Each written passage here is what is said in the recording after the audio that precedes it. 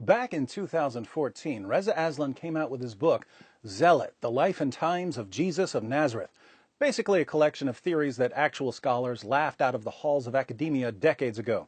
Unfortunately, I keep making the mistake of thinking that if a book is based on an absurd theory, readers will eventually catch on and stop taking it seriously. Since readers continually prove me wrong, welcome to fact-checking Reza Aslan. If you're not familiar with Reza, he's a professor of creative writing, although his PhD is in sociology. His doctoral dissertation was titled Global Jihadism as a Transnational Social Movement, a Theoretical Framework. So his doctoral work was on jihad as a social movement. But if you ask Reza why we should trust what he says about Jesus, suddenly his creative writing background kicks in and he creatively rewrites his resume. I am an expert with a PhD in the history of religions. I am a historian. I am a PhD in the history of religions. Yes, and if you'd like to see my PhD in the history of religions, it's hanging on the wall next to my master's degree in liarology from the University of Fantasyland. I should point out, of course, that I don't really care about Reza's scholarly credentials, apart from the fact that he lies about them. I'm concerned with whether he has any clue what he's talking about. Let's find out by reading a single paragraph from Zealot. There are plenty of freakishly bad paragraphs to choose from. I'm going with this particular paragraph because Reza's entire thesis hinges on it and because it demonstrates his utter incompetence. If you haven't read the book, Reza's thesis, in a nutshell, is that Jesus of Nazareth was a violent revolutionary, hell-bent on slaughtering non-Jews, but the Roman Empire crucified him before he could make the streets flow with the blood of the unbelievers. The obvious objection to this thesis is that the New Testament is filled with commands to love everyone and to live in peace with everyone. How could a homicidal maniac like the Jesus of Reza's imagination inspire the claim that God is love? Reza's response is that Christians made up a bunch of verses about peace and love because they didn't want to get killed by the Romans like Jesus did. But conveniently throwing out all these verses leads to a further objection. Some of the New Testament teachings about peace and love are actually taken from the Old Testament. Christians obviously didn't write the Old Testament, so how can Reza explain Old Testament commands like love your neighbor as yourself? This brings us to our paragraph of the day. On pages 121 to 122, Reza writes, "When it came to the heart and soul of the Jewish faith, the law of Moses, Jesus was adamant that his mission was not to abolish the law, but to fulfill it." Matthew 5:17. That law made a clear distinction between relations among Jews and relations between Jews and foreigners. The oft-repeated commandment to love your neighbor as yourself was not Jesus' invention. It comes directly from the Torah and is meant to be applied strictly in the context of internal relations within Israel. The verse in question reads, "You shall not take vengeance or bear a grudge against any of your people, but you shall love your neighbor as yourself." Leviticus 19:18. To the Israelites, as well as to Jesus' community in first-century Palestine, neighbor meant one's fellow Jews, whether friend or foe. With regard to the treatment of foreigners and outsiders, oppressors and occupiers, however, the Torah could not be clearer. "You shall drive them out before you. You shall make no covenant with them and their gods. They shall not live in your land." Exodus 23:31-33. How is this paragraph stupid? Let me count the ways. First, Reza cites Matthew chapter 5, verse 17 to show that Jesus came to fulfill Old Testament laws about violently driving non-Jews from the land of Israel. Matthew 5 records a sermon of Jesus, and in verses 7 to 9 of the same chapter, Jesus says, "Blessed are the merciful, for they shall receive mercy. Blessed are the pure in heart, for they shall see God. Blessed are the peacemakers, for they shall be called sons of God." Still later, in the same chapter and the same sermon, verses 43 to 45, Jesus says, "You have heard that it was said, 'You shall love your neighbor and hate your enemy.' But I say to you, love your enemies and pray for those who persecute you, so that you may be sons of your Father who is in heaven. For he causes his sun to rise on the evil and the good, and sends rain on the righteous and the unrighteous." Now, as a rule, if you're trying to make the case that Jesus was a murderous psychopath, it's pretty odd to cite a verse that's sandwiched in between two great big slices of peace and love. If your method is to go through a text, pick a couple of verses that you can squeeze into your theory, and then throw out all the verses that conclusively prove your theory wrong, you can use this method to defend any theory about anyone.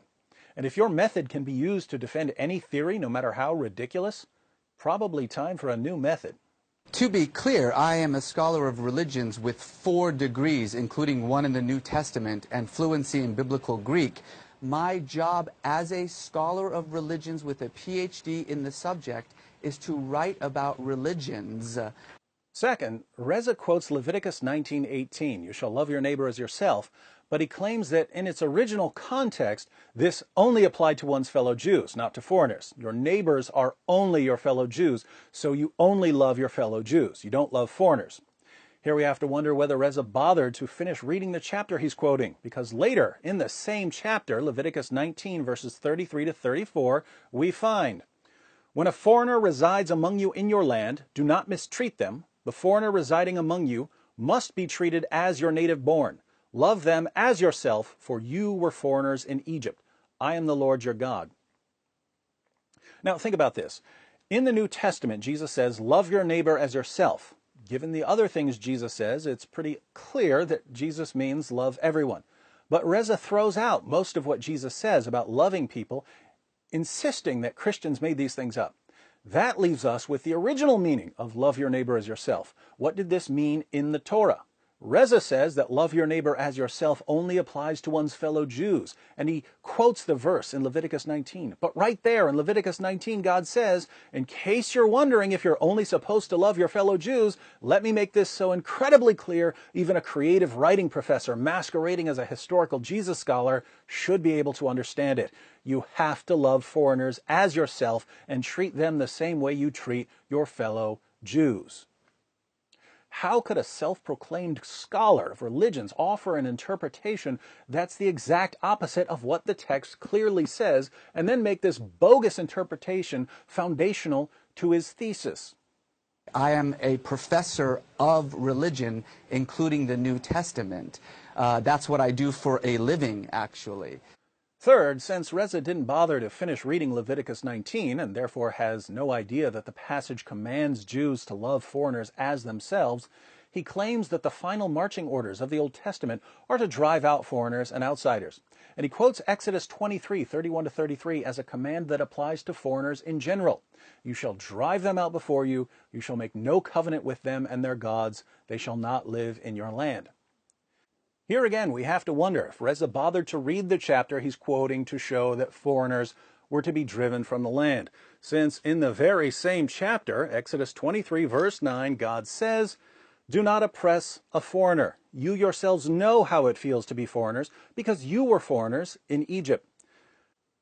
God again reminds his readers that whatever planet Reza Aslan is from, there definitely aren't any signs of intelligent life there.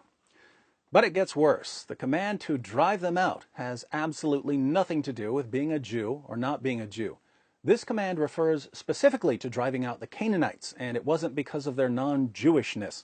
They were to be driven out because of their practices, which, according to the Bible passages that explain why they had to be driven out, included sacrificing their children to the god Moloch, ritual sex with animals, and men having sex with their own mothers.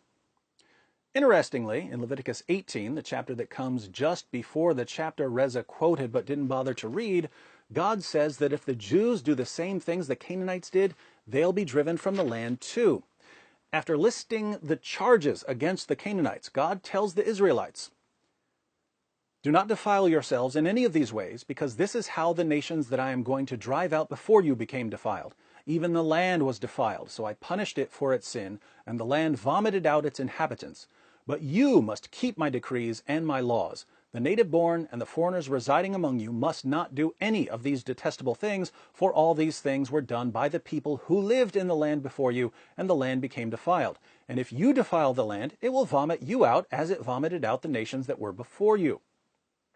So the Canaanites were to be driven out because of their actions, not because of their ethnicity. God tells the Jews that he will treat them in exactly the same way if they do the same things, and God says that the foreigners living with the Jews have to avoid these things as well. Not a word about driving out foreigners simply for being foreigners. In fact, just the opposite. The Torah assumes that there will be foreigners living among the Jews and orders the Jews to love them and not mistreat them. How could someone who constantly brags about being a scholar of religions get so much wrong in a single paragraph, especially a paragraph that's essential for the thesis of his book.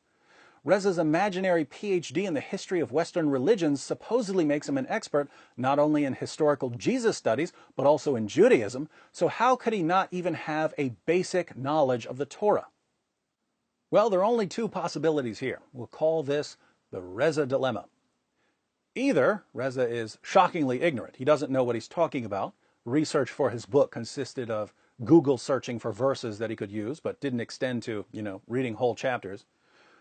Or Reza does know what these passages say. He is the scholar he claims to be, but he's deliberately distorting the passages in order to deceive his gullible readers. So which is it? Is Reza ignorant or deceptive? There's no third possibility here. You can't be both well-informed and honest and make the sort of mistakes Reza makes. Normally, I would be charitable and conclude that a writer is simply ignorant. But Reza is so adamant that he's a scholar. He might be more offended at being called ignorant than it being called deceptive.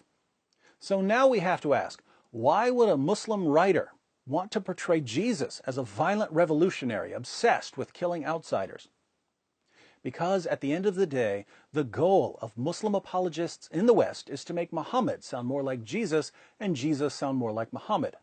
There's a massive gulf between Jesus' command to love your enemies and Muhammad's command to fight those who do not believe in Allah. If you can make Jesus sound like a killing machine, Muhammad won't sound so bad by comparison. The difference between Reza and Muslim apologists who share his goal is that Reza focuses on dressing his claims up in scholarly garb so that he can pretend his conclusions are the result of a careful and sober examination of the facts. Sadly, this is enough to dupe not only Reza's gullible followers, but also the simple-minded media. Welcome back, my guest tonight. He is a religious scholar, a best-selling author. His books include No God But God and Zealot. Please welcome back to the program, Reza Aslan. As a religious scholar, as a Muslim, as an American.